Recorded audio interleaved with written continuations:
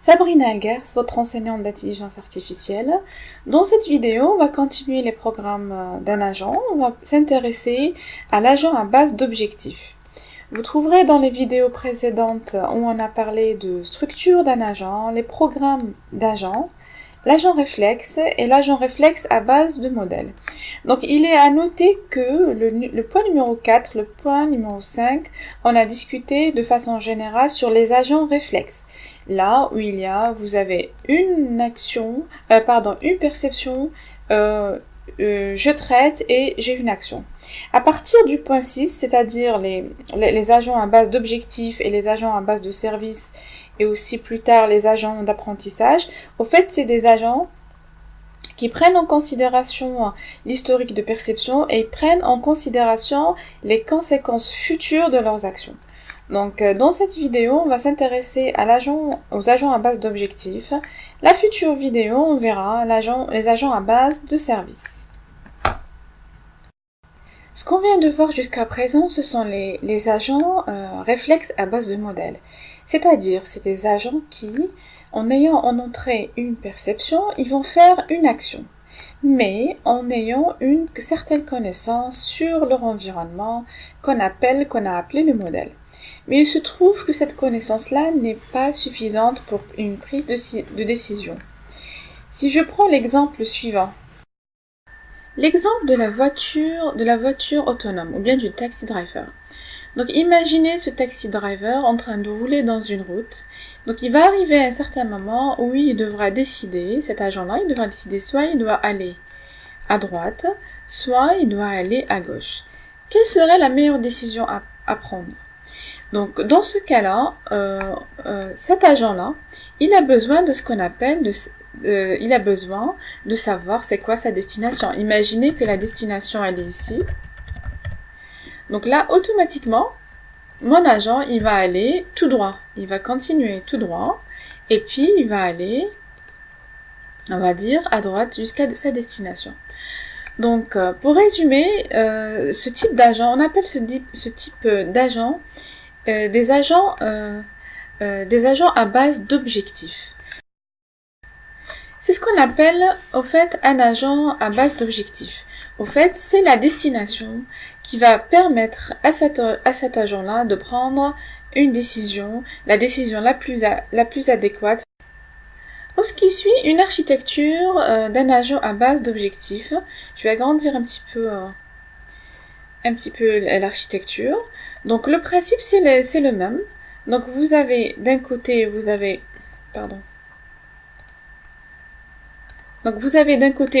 l'environnement, c'est l'environnement que l'agent ne contrôle pas, et puis vous avez de l'autre l'agent.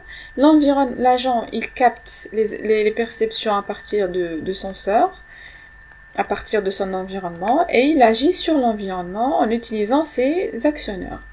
Donc il a un modèle du monde, comme dans les agents réflexes à base de modèles, où on trouve l'état interne du monde, comment le monde il évolue, et quels sont les effets des actions. On appelle ça le modèle du monde. Ça c'est le modèle du monde.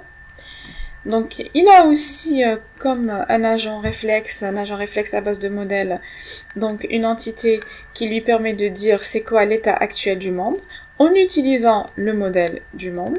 Il a une entité qui lui dit, et donc ici, par contre ici, cette entité-là, elle est spécifique aux agents à base d'objectifs. Ici, c'est là qu'on décide. Si je fais cette action-là, qu'est-ce qui va se passer ? Ici, on a la notion, on considère les conséquences futures de mes actions. Donc le modèle ici me permet de choisir une certaine action concernant l'état actuel du monde, concernant l'effet de mon action, exactement comme le modèle, comme l'objet comme pardon les agents réflexes à base de modèles. Mais ici, cette entité en plus, c'est là où je peux faire, par exemple, de la planification. C'est là où je considère les conséquences futures de mes actions. Donc, on va dire que ici, considération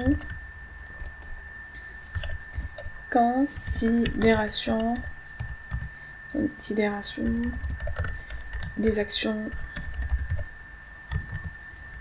futures, des conséquences futures de mes actions. Et donc, ces deux éléments ensemble, donc le modèle et le fait de considérer les conséquences futures de mes actions, je dois prendre en compte aussi ce qu'on appelle les objectifs. Au fait, c'est l'objectif, c'est lui qui va me permettre de décider quelle action je vais choisir. Donc là, les objectifs.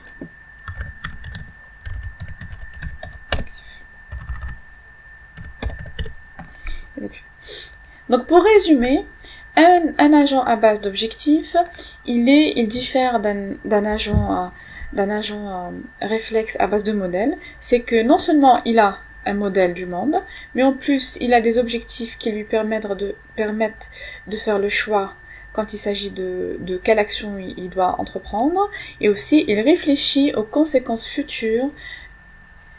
Si on essaie de comparer un agent à base d'objectifs avec un agent réflexe, par exemple, soit un agent réflexe à base de modèle. Donc, supposons que là, il s'agit ici d'un agent réflexe. Donc, on va dire que cette voiture-là, elle va freiner. Donc, l'agent réflexe ici, il va voir qu'il va y avoir de la lumière. Donc, une perception de la lumière, cet agent-là, il va freiner. Donc, perception, action.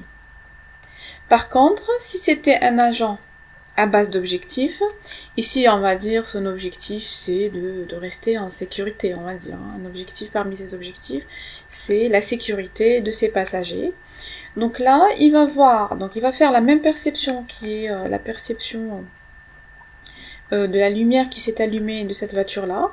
Donc là, il va utiliser le modèle interne du monde, il va utiliser les conséquences futures, il va considérer les conséquences futures de ses actions. Si je freine maintenant, qu'est-ce qui va se passer? Donc là, il va initier tout simplement l'action de freinage. Donc l'implémentation, quand il s'agit d'un agent réflexe ou bien d'un agent d'objectif, elle est différente. L'agent réflexe, c'est if, then, else. Donc c'est des conditions. Par contre, un agent à base d'objectif est censé pouvoir raisonner sur le fait que si la voiture qui est en face, elle est en train de freiner, je dois ralentir.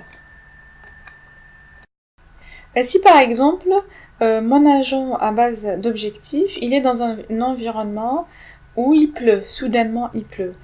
Donc il va percevoir la lumière sur la voiture qui est en face, il va essayer d'adapter sa façon de freiner.